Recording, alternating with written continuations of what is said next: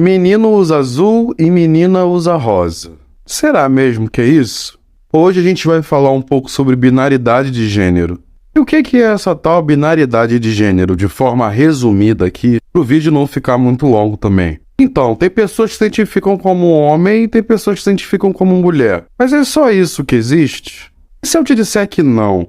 Gênero, na verdade, não é sobre o que você tem no meio das suas pernas, nunca foi. Gênero é algo social. Então vamos por partes. Vamos primeiro falar sobre as pessoas cisgênero que estão dentro dessa binaridade. Cisgênero é a pessoa que se identifica com o gênero que foi atribuído a essa pessoa quando ela nasceu. Nós vivemos em uma sociedade em que se atribui gênero desde pequeno. Ou seja, te socializam de uma forma para que você haja, para que você performe gênero de uma forma X ou Y ou blá blá blá. Então vamos falar de pessoas cisgênero que se identificam com a binariedade. Se você não entende que gênero é uma coisa social, que está no meio da gente, não entende que gênero é uma construção, portanto também pode ser desconstruído, então você não está olhando para outras sociedades. Se você compreende o conceito de eurocentrismo e de outros preconceitos que vieram com a nossa sociedade, então eu vou te apresentar muito rapidamente esses conceitos da forma mais resumida possível. A gente tem um mito da nossa sociedade de que ela foi fundada pelos europeus e logo o nosso ideal, o que a gente quer se tornar, é uma Europa.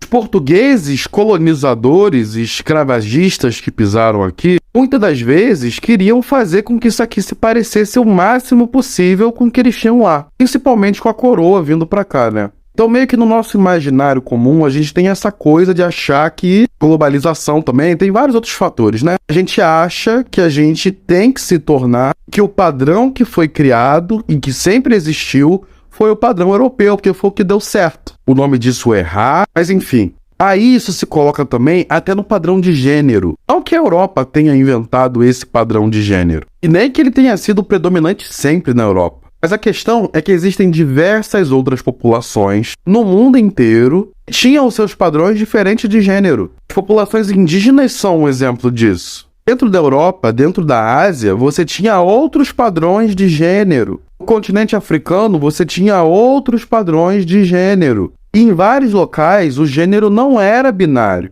O gênero não estava preso em isso ou aquilo. Mas ao longo do tempo, a gente teve vários processos, e aí eu não vou entrar nesses processos, porque senão fica muito longo o vídeo. Posso errar algum conceito também.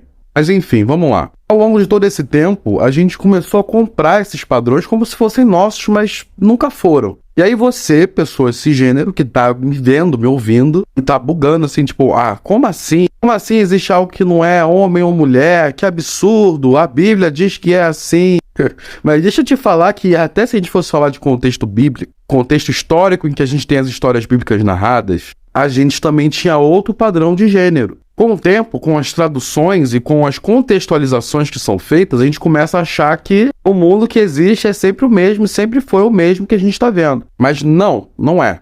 Inclusive, o padrão de casamento que a gente tem narrado na Bíblia em diversos momentos, não é esse casamento que você tem entre um homem e uma mulher, que é o que foi vendido na igreja como se fosse o único e que sempre existiu assim na Bíblia. É só você ler a Bíblia, coisa que pessoas que acreditam na Bíblia geralmente não fazem. Vamos voltar agora e dar uma lacradinha no outro lado. Eu conheço muitas pessoas também que se identificam com a não binariedade ou com algo que não está dentro desse binarismo, que falam que, sei lá, gênero é o passado, gênero é uma besteira, você tem que abolir gênero e acabar com gênero. É tipo o Radfem, só que na verdade é não binário. Incrível que pareça, existe e existe muito disso. Deixa eu contar uma coisinha pra vocês. Vocês estão invalidando pessoas que estão mais próximas de você do que você acha. Homens trans sofrem violência de gênero, mulheres trans sofrem violência de gênero. Eu entendo assim, existe sim um ponto em você dizer que é justamente a binariedade que não abraça essas pessoas a ponto de não compreender elas e violentar elas. Esse é um ponto muito bom. Mas isso não significa que elas não têm o direito de se identificar com a binariedade. Porque se identificar com a binariedade não significa que você que é uma pessoa trans quer virar uma pessoa cis. Não. Identificar com essa tal binariedade não significa que você é um projeto de pessoa cis. Não é, muito pelo contrário. É um orgulho ser trans. Assim como ser trans não binário também é um orgulho. Então vamos lá. A questão é o seguinte. Expressão de gênero e gênero são coisas válidas e elas têm uma importância para as pessoas.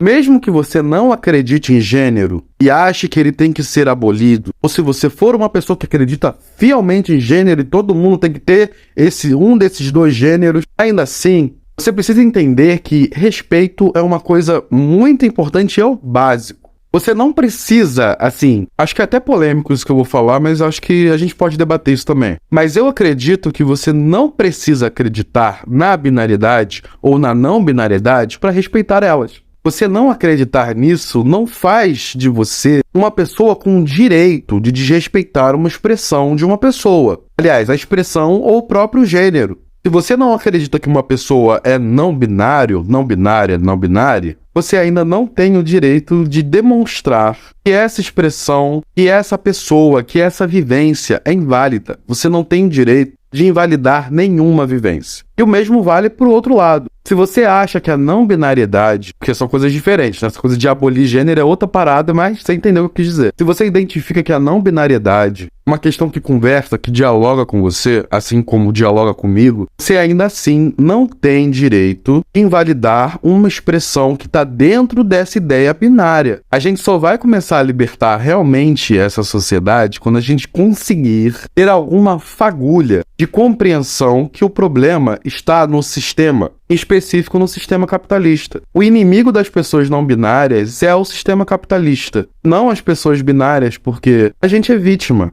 Em graus diferentes, em formas diferentes, em espaços diferentes. Pobreza é um fator para a gente apanhar de qualquer forma. E a gente sabe que tem gente que apanha mais. Tem cabelo, tem cor que apanha mais. Mas de qualquer forma, eu quero que você se organize. Estar organizado para construir uma nova sociedade é mais importante do que você debater o que o outro é. O que o outro é para você respeitar. Para você respeitar os pronomes que as pessoas se identificam. Para você respeitar a expressão dessas pessoas de gênero, de sexualidade. Enfim, parece que eu falei uma coisa muito óbvia, mas juro que não é. E eu vou ficando por aqui, viu? Se eu falar alguma besteira, você comenta aqui que eu posso estar me retratando ou fazendo um vídeo respondendo você, dependendo de qual for a linguagem que for colocada. Se eu falei essa tal besteira, eu quero que você elabore o máximo possível para que eu consiga compreender melhor. E aí a gente abre esse campo pro debate, pra conversa, pro diálogo.